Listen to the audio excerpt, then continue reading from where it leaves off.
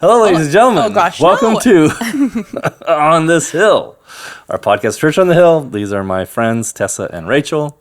How are you guys doing? Great. So good. Yeah. All right. So this last Sunday was Mother's Day, and we purposefully thought, hey, wouldn't it be great to have a conversation after Mother's Day about both, well, kind of two things at once, but they're definitely connected, is the Aunties life group. You can tell us what that is, why it exists, and also then talk about a little bit about infertility and what that means for people in the church that are around community all the time. And community is constantly championing families and kids and marriage and all of that. Had a conversation just the other day about singleness in church. And so I want to have a conversation about infertility in church. So maybe we start with Aunties Yeah. and what definitely. that is. Okay. What is Aunties? What is a life group maybe? Yeah. So thanks for having me on. This is so Yes. great to be able to share like something that's so close to both of our hearts. And, you know, it's massive. So Aunties group is a group that me and Rachel started together. Yeah. We got coffee, had a similar story of infertility. And God put it on my heart, like, hey, we should just do this on the regular and open it up to anybody else that maybe is dealing with this. And so we started meeting probably 2022-ish. I think it was actually 2021. Jeez. Okay, so 5 years? So about 5 years. Yeah, we've been meeting The once a before month. times. Yeah, on Tuesdays once a month. We've kind of bounced around to different places, but now we've landed at my house once a month on Tuesdays, 6:00. Yeah, we have dinner together. Did you find there was a group of people in the church that are like, yeah, I want to, like, was there a need for this? I mean, a need, yes, but Yeah. I Yeah. feel like it's a really hard thing to get talk people into coming to, because even talking it out together, we're like, I mean, once you like join a group like that, then you're like, oh, I felt like, oh, I'm giving power to this big scary thing by admitting that I'm dealing with infertility. But then also, like, I had dealt with infertility for like 6 years alone, and that was harder than doing it together. Yeah. I mean, because I think that's like, I would just make this a plug for any life group, but especially a life group like this. Like, we struggle with our loneliness, but we also are afraid of opening up to people and being honest with people, or giving a name to something that we don't really even want to think about. But there is great value in it. So glad you guys are doing that. Thank you very much.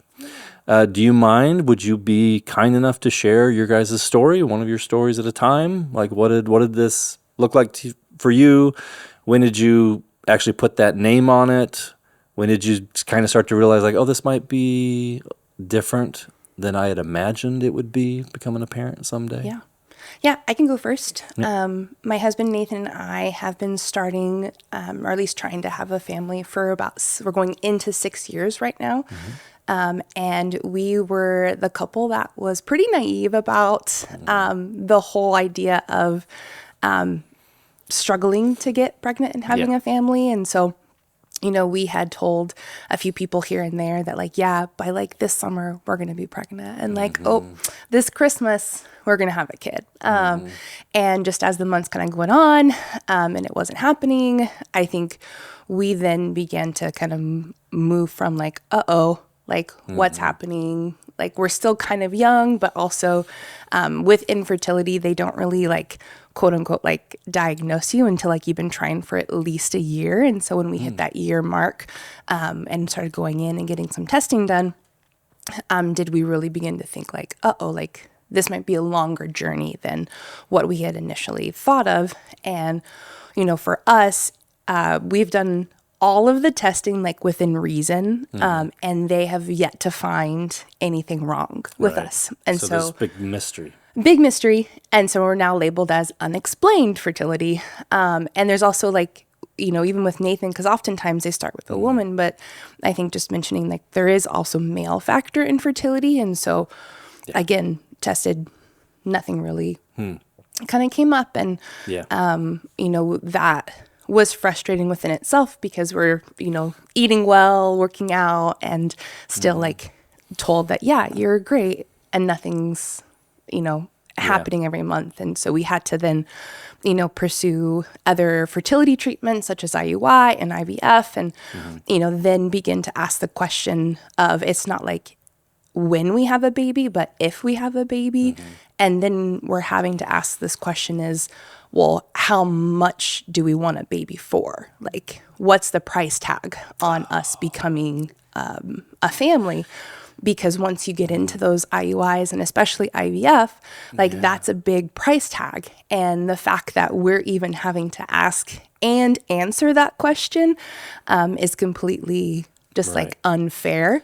And so I think, you know, for us, like having this group has been a huge blessing because, you know, especially with Tessa and I's, like, again, another part of it is it was like, well, it could be this fibroid that you have, but it's actually not really in a place that would affect it at all. Like, oh, it could be endometriosis because endometriosis and fibroids go together, but we can't diagnose you with that until we cut you open, and we don't really have a good enough reason to cut you open, essentially. It's literally what the conversation that I've had. Don't like the phrase with cut doctors. you open. That's what they use is, gosh, medical.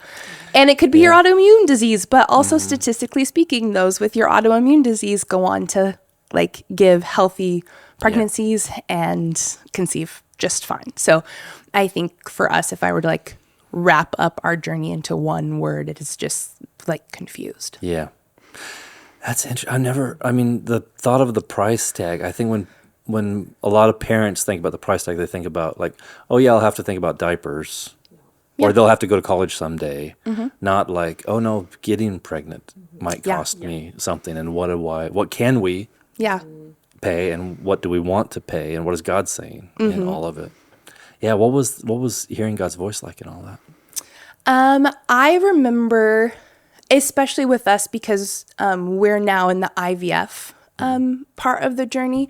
And I remember being like, God, I'm never doing IVF. So like, you're going to have to like do your thing until we get to that point. Like I would much rather adopt than have IVF.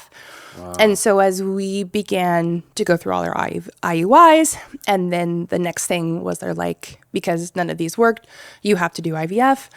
We were really praying about it. And I was just like, at one point, God, like, I don't want to do IVF, but if you want me to do IVF, then you need to provide the funds. And a week or 2 weeks later, we got a check that covers the whole amount of a round of IVF. Okay. And so I was like, okay, God, like, I'll do that. And that was what it was like. It was like kicking and screaming really up until like the point of like going through it. But just trusting like that he's provided these funds. This is like where we're feeling like he's leading us to. And that's what we're going to do. Be only as vulnerable as you want to be. But like, obviously there's lots of relationships here, but your relationship with you and God, but what about your relationship with you and your husband? Like, was it easy to get on the same page? We want kids equal amounts. I'm asking because my wife and I did infertility ourselves, many years of it.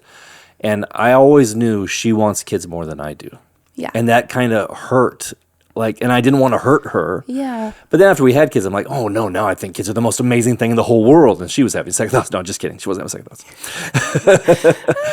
But like, what is that like? The two of you, are you on the same page? Did it take time to get on the same page? Yeah, I think Nathan and I have just a very special, I think, relationship that has been birthed out of this journey. And from day one, like we have been on the page. We both wanted kids. He actually wanted more than I did. And I was like, buddy, let's just start with one. And go from there. And so I think along the way, it's always just been like, like let's pray about it. What are we hearing from God? That's cool. What are you feeling? And because a lot of it is, with the treatments, they're not, Nathan's not getting a shot. Like my body is the one receiving the shot. No one's talking about cutting him open. Yeah, no one is. And so a lot of it, he's like on board, but he's also like taken my lead when I've wanted to take a pause or when, if we do it again, if we don't like with that. So I think with our relationship, we've grown really close and it has bonded us. And I think a way that, I don't know. Maybe it would, maybe it wouldn't have if we have gone through something else. Yes. I'm not sure. God has used it. Yes. He could have used other things, but he this has is the one used he chose. it. Yeah. Yeah. How about you, Tessa? Our journey, tell us a bit about yeah. your story. So we have been going through infertility for like 11 years now. It feels like forever. You've been married how long? 14. Okay. 14 years. And again, you know, it starts with the year that, you know, nothing happened. You go to the doctor and they want to start you on, you know, whatever kind of pills or whatever to help things kind of progress. The difference in our story is more that we don't feel called to do IVF, and you know, but everybody's journey is totally different. And I think Rachel definitely touched on the fact that, like, you know, the reasoning behind infertility is usually quite different across the board, but the feelings that we all have around it are so similar. You're like, oh my gosh, I'm so glad somebody else said that out loud, because I've been thinking it forever. So yeah, we've been trusting God for 11 years to work in a miraculous way. Yeah. Hasn't happened. We've done we were foster parents for a little bit, and that was incredible. It was really eye-opening, honestly. Like, God really used it to, because in my own mind, you know, I had put the idea of having kids up on this pedestal. And it's really hard to, you know, like, do the practical, like, think out the day-to-day and practicality of really having a kid in your home. Yeah. And then until you have one in your home and you're like, oh my gosh, like, this is awesome and incredible. And I love loving them, but also this is incredibly hard. Yeah. And I don't know, God definitely used it to open my hand up, Okay. you know, and be more, not that I don't want kids, because we definitely do, but now more than ever, I've been more, he's helped me reach a place that I feel like is way more healthy, of not having such a close grip on it. Yeah. And like, you know, if this thing doesn't happen, are you still good? Yeah. Like, I'm so grateful, because it was a torturous place to be, and, you know, because it just, everything hurt so bad. And fostering comes with this extra thing of they are wards of the state. And so on top of your schedule, you have to sync a baby's schedule and what the state says, the court appearances they have to be at, when they have to meet their biological parents or other appointments they may make. It's by far a more challenging road. Totally. And I loved it. Yeah. And I loved the kids. But yeah, we're not doing that anymore. Yes. It was really hard. Yep. Giving them back was the hardest. And Giving them back is the hardest. So, okay. That's your guys' story, but you're still in your story. Yeah. We're not at the end of the story. We don't know where this goes. Yeah. We don't know what's next, which is true of everyone, in you know, people with kids and people without kids. But there's this waiting and expectancy. What could you talk to me about faith and waiting? Like, when do you get tired of waiting? Are you tired of waiting all the time? all the time. Like, what are the emotions? Every day. all the Angry, time. happy. Depending on the week, honestly, Yeah. the Yes. moment, you know, it's like, The part of your phase you're in. yeah, you just like, grief is just like that, though, you know. And I feel like infertility and grief are they're a pair that walk together, Yep. and you're walking with them, and you just don't know what's going to hit you. Yeah. And, you know, you might be having a great day and walking along, and then you see a post and you're like, I didn't know they were even trying. Okay. God, you still see me, right? Like, Yeah. So Yeah.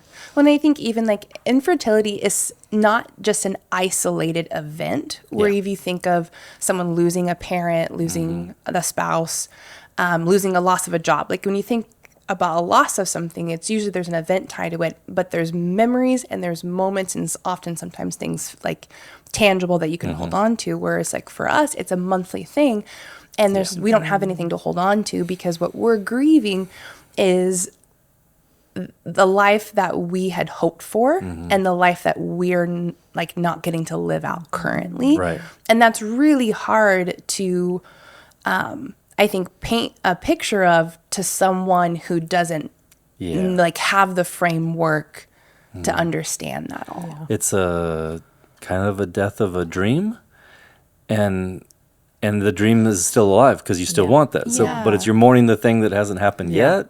Yeah. So talk to me about community. Like, I love what you just said. I mean, I don't love it, but I know understand the reality of it. There's this, like you said, a post, which is probably something social media. Someone is like, good news.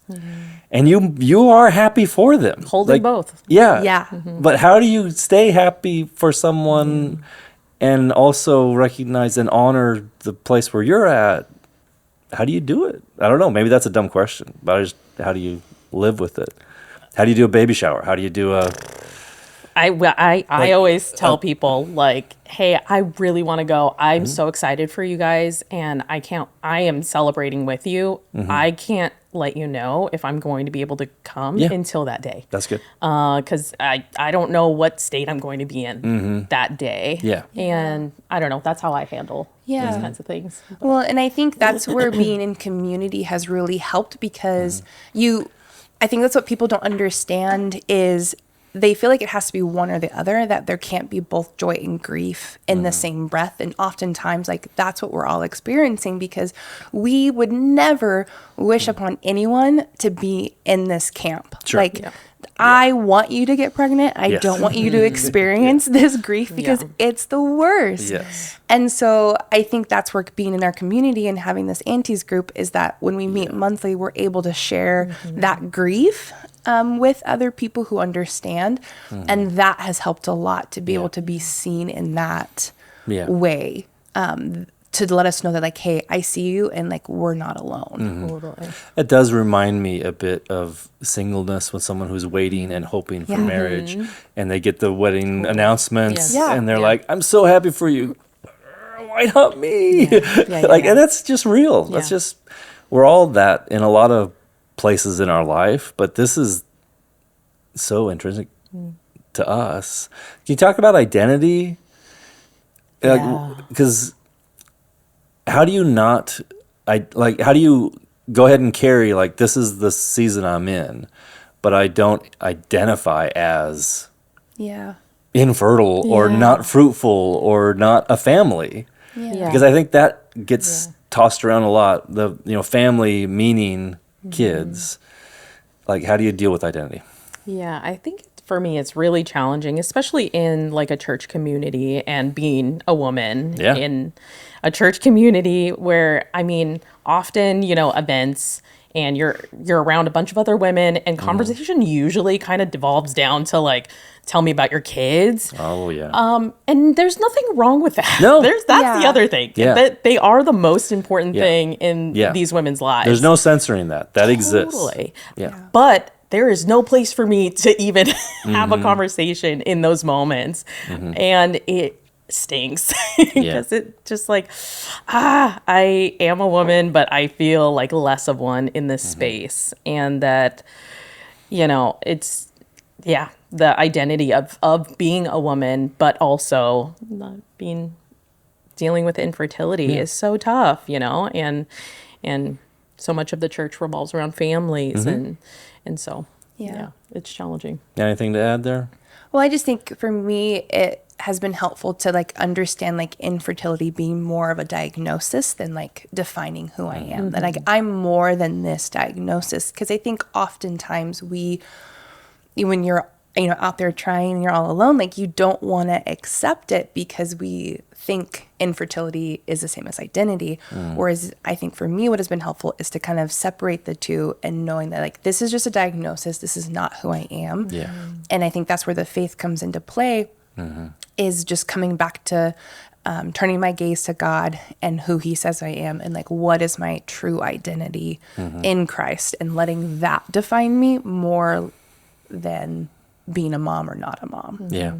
But it's hard, don't get me wrong. And I've failed at it at multiple points and months. But I think that has always been the return, is, like, who does God say that I am?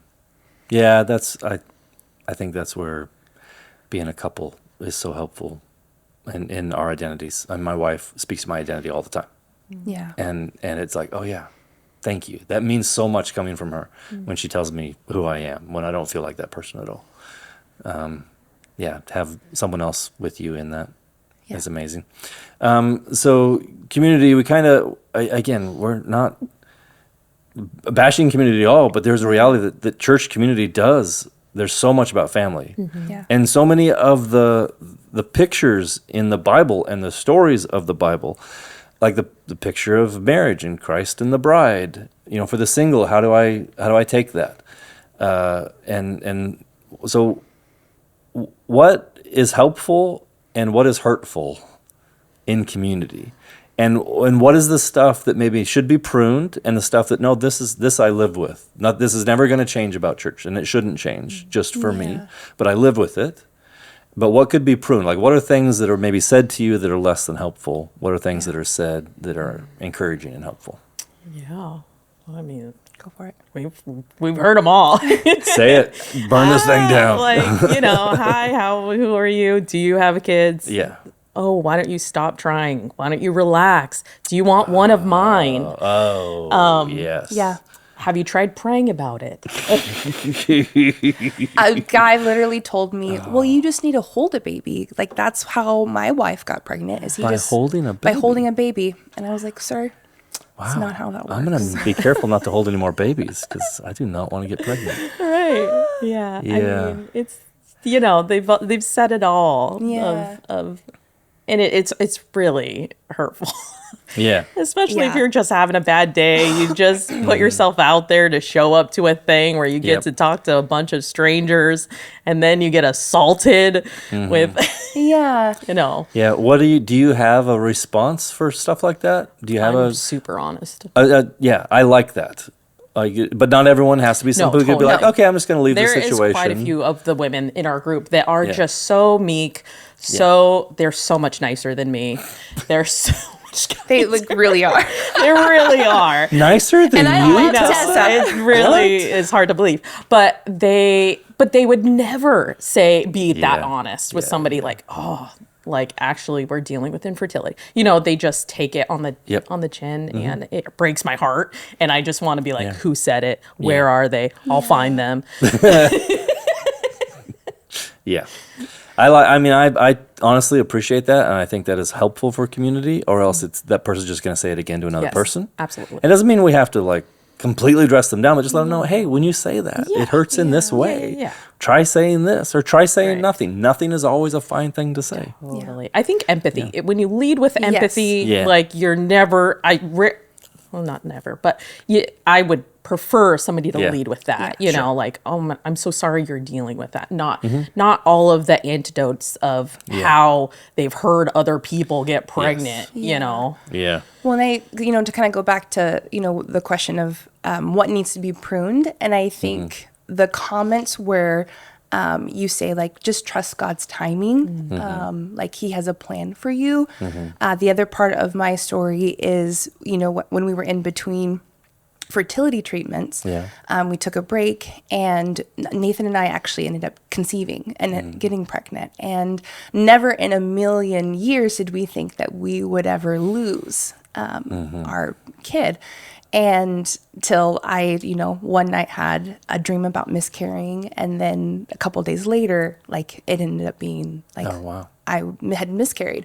Yeah. And so many people, and if you're watching or you're listening to this, very goodwill, I trust them, but the comments of well, God was just protecting you from something that was going to be terrible later on, or here's this scripture that really helped me through my miscarriage, and so helpful. But I think it's when you just bypass my pain with a scripture and the truth of what God says, yes, it's true. Yes, God's timing is perfect. Yes, he has a plan for it. But when you don't take time to engage with the anger and the confusion, that's where I'm going to isolate more, and it's going to enforce this lie of well, now I can't be safe within the church to be able to open up about my anger, about my grief, my sadness that I have. Yeah. And so I think those sort of comments is what really needs to get pruned, because while they have good intention, I think the way the enemy uses that for people, with our stories, is to silence us and to keep us away from those emotions, because what I found in my anger that I've processed with God, especially with us losing a kid, was a deep intimacy where God was able to really touch on and speak to a hole that I had that needed tending to. Yeah. But if I didn't have the space or have people around to help me first engage that anger, I would have never been able to access that longing, that desire, the grief that was underneath it. Just because something is true doesn't mean it's timely or helpful. So someone could be saying something true. Yeah. But wrong time, dude. Yeah. Like, I just, that Totally. is true. And I believe it. But also, I'm hurting. Yeah. Can we just hurt? Is that Yeah. okay if I just hurt? Exactly. Just sit with me in my hurt. And that's Yeah. for being empathetic. And if you, yes, many people have never experienced anything like this, but everyone knows what loss feels like. And so if you can at least connect a part of your story to somewhere that you have felt a loss or a desire that hasn't been met, that's enough to meet me in my desire today. Yeah. The church, like I think all communities, basically, we're a lot better at celebrating than grieving. And so celebrating babies and dedications and weddings and all those things, like we love to celebrate with people. But maybe our culture is maybe even worse at it than some other cultures, but we're not so fond of grieving with people and spending time sitting with people in their grief, or allowing them even to grieve and trying to stop their grief somehow. Like, oh, stop grieving, be happy again. Yeah. God is good all the time. Yeah. And like, yes, he is good all the time, but right now I'm not experiencing that goodness. I'm experiencing pain. Yeah. Yeah. Is there a part like of feeling, I'm not even sure how to say this, so let me fumble through it a little bit. You can feel unseen or unacknowledged in any category, right? I've talked to young couples with young kids that feel unacknowledged because it changes their life completely, and a lot of friends drop out because suddenly they can't do stuff because they got little kids. Singles that can feel that way, widows can definitely feel that way. There's a lot of places where people can feel invisible, but it's easy to sort of see it and speak to it. Like, what do you think is the community's responsibility or ability to speak to this particular place? Like this Sunday highlighted the Aunties group. Why did I say Aunties? Aunties group. Aunties. It's Aunties. Yeah, I'm British. Highlighted the Aunties group and said, like, hey, part of Mother's Day are those of you who have a mother's heart that are still waiting, in that. Thank you. Yeah, sure. That's easy to do, but it is just words. Is there more that goes with those words? Yeah, I feel like the Aunties group is incredible to make it feel like I have community and support around the infertility of it all. But some of my greatest support is from other moms that, Mother's Day was on Sunday, and I got a few different Mother's Day gifts because they see me. Yeah. And man, that is like so powerful just to feel seen. Yep. Even though, I'm not a mother, but they see the heart, they see the hope, and they're hoping in it with me. And that is so powerful. And like often I feel like I don't have the strength to continue to hope myself on any given day. And so to have somebody else there to say like, no, I'm praying in it with you, and I'm here with you, and we're doing this together, and I'm going to hold it when you can't, is like massive. Yeah. When another pastor at West Salem Foursquare, he addressed the church with it being Mother's Day, and talked about all the different camps that you find yourself in, and just addressing it and saying like, these are just tensions to be managed. Like we can't fix it. It's just, let's just speak out the tension and just like know that we see you. And I think there's nothing really that you can do but manage the tension by just acknowledging it. Because again, we do want to celebrate you being a mom. Totally. Yeah. West Salem Foursquare, you're awesome. Yeah, that's great. I think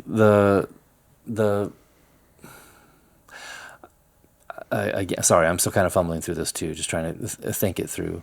Pain management in a way, but also there's so much else in our lives. But this lives alongside of all these other joys and some other griefs, and whatever, taking care of aging parents or a friend who's unsaved, and that's just our lives. But this is one that lives kind of always in front of you. It's never completely gone. It's beside you. Yeah, I would tell my brother that I was like the Hulk, except like when I don't. It's not anger, it's grief. That is, how Bruce whatever, his name. What's his name? Bruce whatever.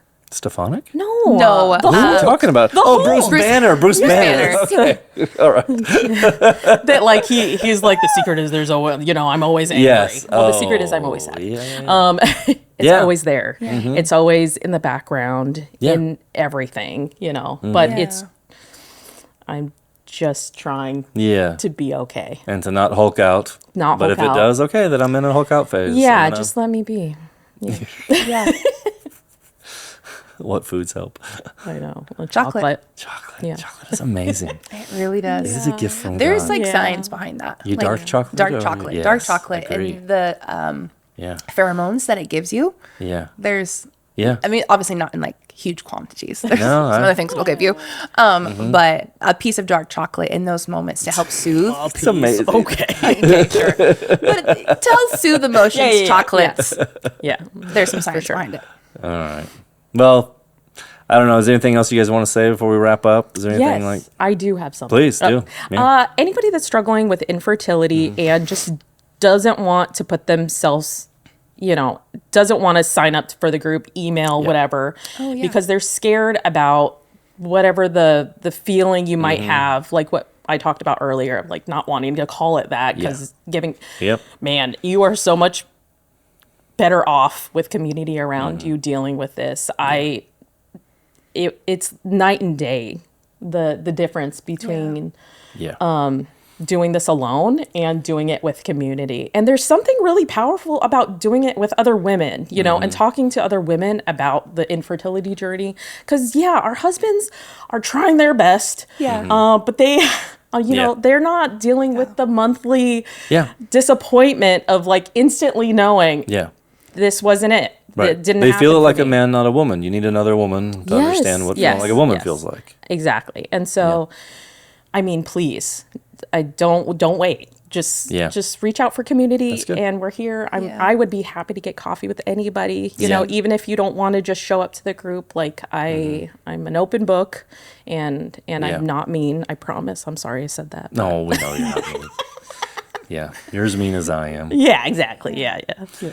I think the last thing I just wanted to touch on, again, because I feel like we can't have this conversation of what to not to say without having the conversation of, well, what to say. Because oftentimes when people come to me, they're like, I don't really know how to support this friend. Like, what do I say? Like, can you just do it? And I'm like, yes, I can. But also, like, here are some practical things that you can say to us, especially if, someone has opened up to you about their struggles. First, just thank them for their vulnerability, because that took some courage to share that you guys are struggling, and just let them know that you see them in it and validate how hard it's been for them. And then say these 3 simple words will like save you out of every conversation. Tell me more. What's that been like for you?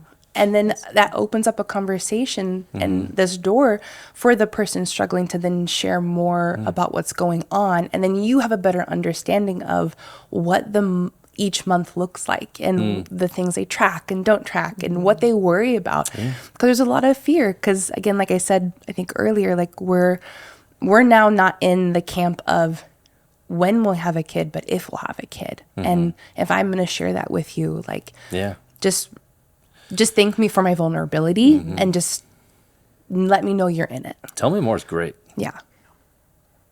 You're good at this. Thanks. She really is.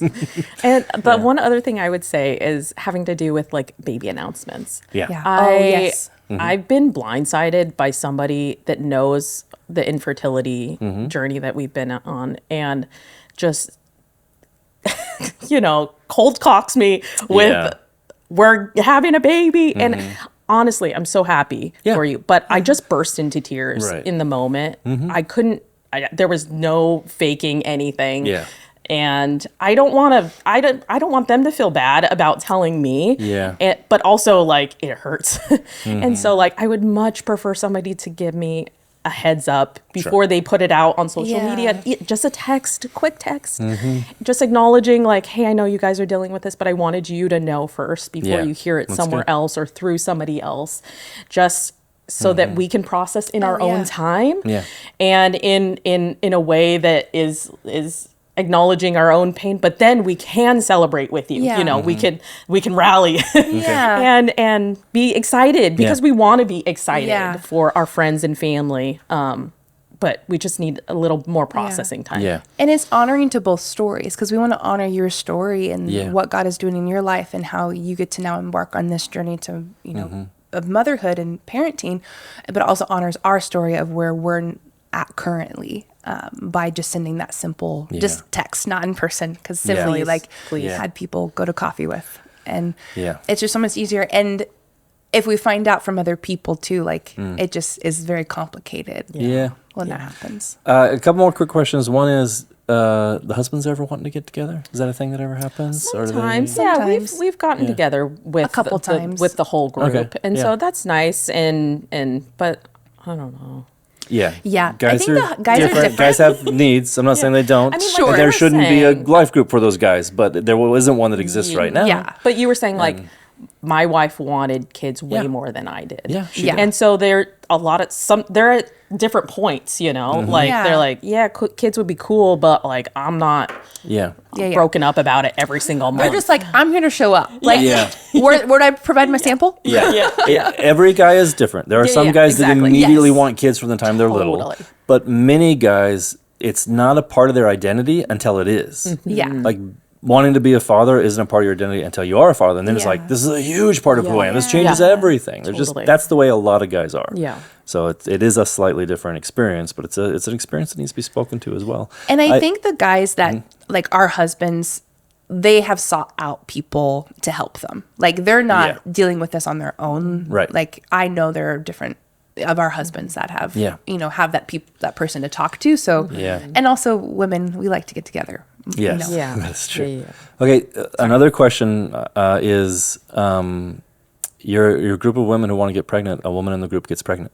Yeah. We're so excited. Has that happened? It Yes. has. Okay, what Yeah. happens when that happens? We graduate them. We graduate them. Congratulations, you're not an auntie Yeah. anymore. And still stay in contact. but we're Yeah. we're extra aunties now, Yes. and Yeah. we've been Yeah. cheerleading them, through Yeah. the whole journey. Yeah. We're super, super, super, super excited. Yeah.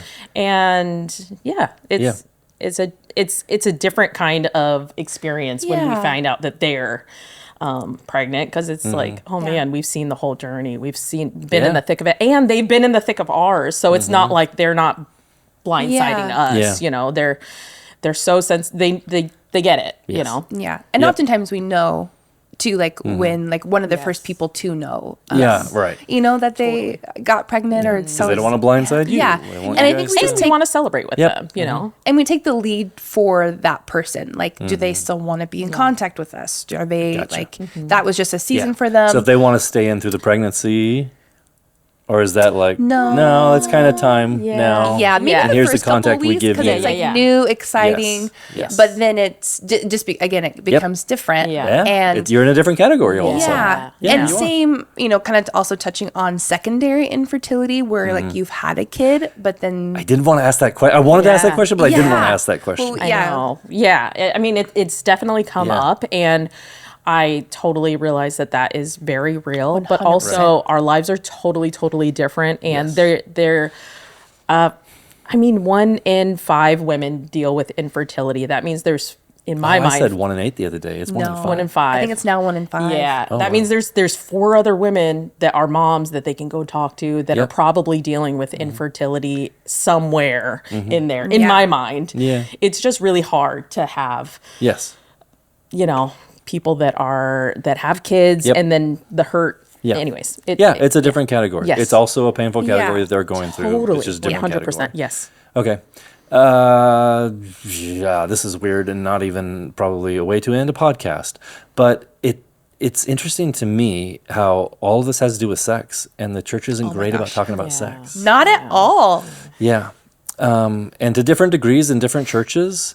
And we get there, but also like in the like on a Sunday, you've got everyone in the room. And it's just not the same way you wouldn't take everyone to every movie. You can't take everyone to those conversations, but you can talk about it at some level. Yeah. But we're not good at talking about sex. Yeah.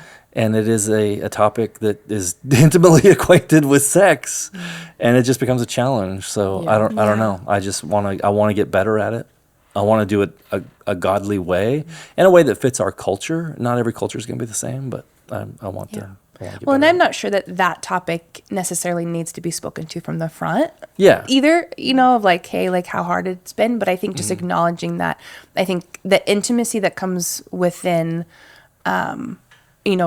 infertility does affect your relationship to where it's no longer the way God intended it to be, and it becomes more or less a job, something that you clock in, clock out. And if it doesn't happen, because again, we learn a lot about your bodies when you're in this, and there's timing does matter to contrary belief. Timing does matter. Yeah. And if bodies are so weird. you don't perform, then He made them. hey, you brought it open, but it's No, I like, want to. I want to. It's just it hurts your identity because then does. it's no longer Yeah. the way God designed it to be between a man and a woman. Which I think is often where the guy can start to feel that even more than like I want to have a kid. As what's wrong? Like what's wrong with me? Why is this not a? or the like, am I a woman, man? what's wrong with me? Yeah. Am I not enough? Yeah. Yeah. Well, what a beautiful place to end. Thanks for joining us. I am nothing if not awkward. Appreciate you guys so much. Thanks for coming. Thanks for sharing. And Aunties group, the website, COTHcommunity.com. Yes. And We're in the groups. if you know Tessa personally or have seen her around, you can approach her and ask her Come talk to me. about that. Yeah. All right. Love you guys. We'll see you on Sunday. Yeah. Bye.